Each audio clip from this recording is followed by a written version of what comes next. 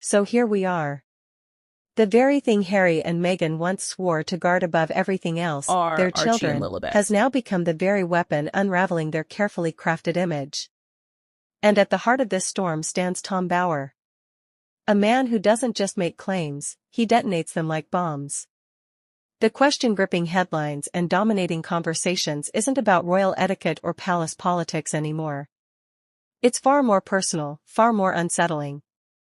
The world is asking, who exactly are Archie and Lilibet?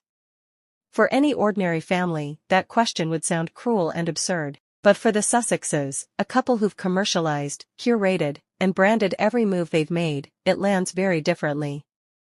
And Bower's claims aren't some flimsy rumor floating in a tabloid. His accusations are sharp, direct, and built on years of investigation. He suggests that Archie and Lilibet may not be Harry and Meghan's biological children at all. That surrogacy wasn't merely a private choice, but a carefully orchestrated secret. And perhaps, not even the whole story. Now pause for a moment and let that sink in. This isn't about parenting preferences or family privacy. This is about legitimacy. Bloodline. Royal lineage. If there's even a shred of truth to what Bower alleges, this isn't just another royal scandal.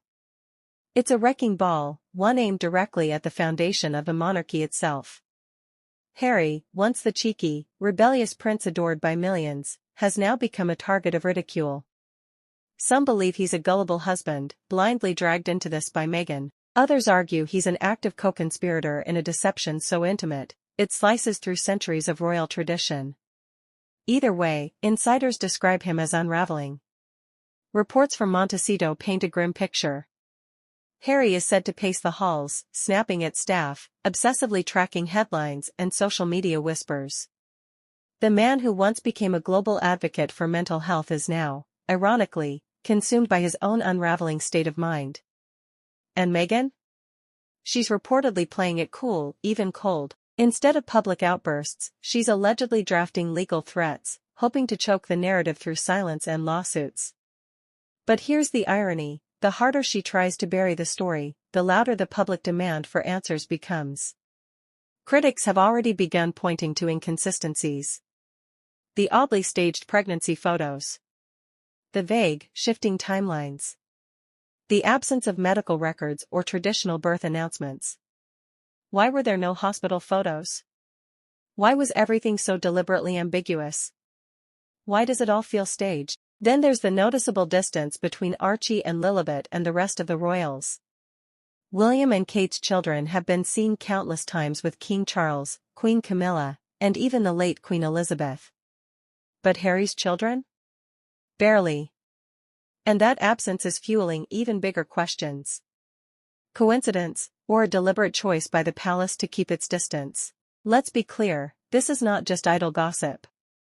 The implications are enormous. If the children were born via surrogacy, that's one matter. But if donor involvement was part of the process, if the biological ties aren't what the Sussexes claimed, then this isn't simply a scandal. It's a royal earthquake. Because it places into doubt something the monarchy can never afford to blur, the legitimacy of the line of succession. And remember, Tom Bower isn't just stirring the pot for book sales. His record of exposing royal truths is disturbingly accurate. Time and again, his investigations have uncovered realities the palace hoped would never see daylight.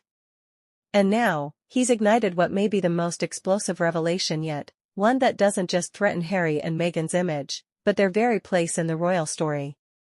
And through all the noise, one thing remains deafeningly clear: silence. The Sussexes haven't spoken. No public denial. No statement. No proof. No DNA test. Just silence. And in controversies like this, silence doesn't protect you. It screams. It amplifies suspicion. It fuels the fire, because if there was truly nothing to hide, wouldn't they have cleared it up by now? That's why calls for DNA testing are now louder than ever. What began as quiet online chatter has escalated into a mainstream demand, echoed across social media, dissected on primetime panels, debated by journalists, and whispered in royal circles. From a PR standpoint, this is catastrophic. Harry and Meghan built their brand around the picture of a young, modern family, 2 parents, 2 children, and a lavish life in sunny Montecito. But now, that picture is cracking. And the fractures run deep. No amount of polished Netflix specials, Instagram posts, or carefully staged interviews can repair structural damage like this. For Harry, the wound cuts even deeper. Fatherhood was supposed to be his redemption arc. He left the palace for it. He clashed with his family for it. He told Oprah and the world that his children saved him, that being a father gave him purpose. But now, critics are turning that very narrative against him. They're asking, what if the children he speaks of aren't biologically his at all? It's a brutal blow. To his image. To his identity. The boy who once walked behind Diana's coffin as a symbol of strength is now being painted as either a naive puppet, or a deliberate participant in a cover-up. Neither role is flattering. One makes him pitiable. The other makes him dishonest, and in both, he looks powerless, a man who can't even control the truth about his own family. Sources close to Montecito describe a tense atmosphere. Harry is reportedly restless, consumed by paranoia, analyzing every rumor, every photograph, every headline. Meanwhile, Meghan's camp is said to be firing off cease and desist letters to news outlets, threatening legal action. But each legal threat only fans suspicion further. After all, why fight so hard to silence something if it isn't true? And what about the palace? Their silence has been just as striking. No comments from King Charles. No official recognition of the Sussex children in recent celebrations. No warm birthday messages. Nothing. Compare that with the way William and Kate's children are publicly embraced. The contrast is glaring. Observers are starting to wonder, does the palace know something? Or have they long suspected the truth? One theory gaining traction is that the royal family's distance isn't punishment, but protection. That by keeping the children at arm's length, they've shielded the monarchy from a scandal they always feared might explode. If that's true, then this story is no longer about gossip, it's about reckoning.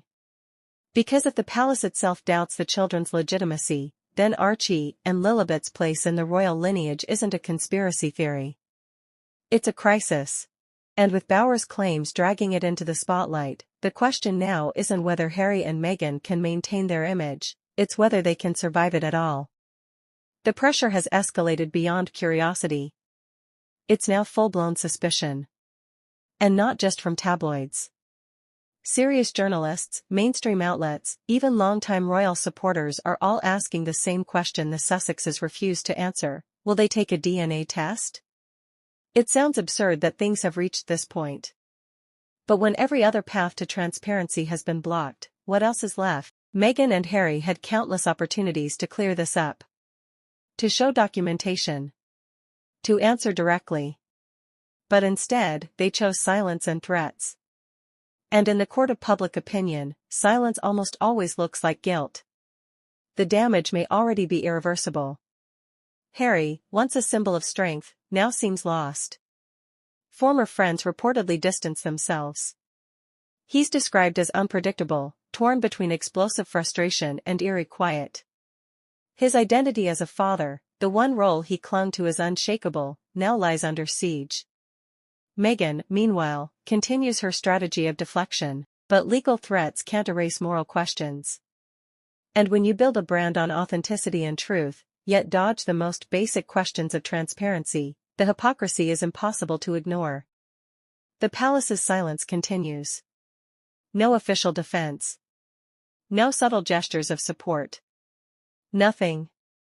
In fact, whispers from insiders suggest Charles has been advised to stay clear, that even a hint of endorsement could backfire if the rumors are proven true. Behind closed doors, some even speculate about contingency plans, what it would mean legally if the Sussex children were found to fall outside traditional royal succession rules. Would they lose their titles? Their claims? Their place in history? No one knows. But one thing is certain, the fairy tale is collapsing. The vision of a brave prince and his modern duchess forging a better path beyond the palace gates is cracking under the weight of secrecy.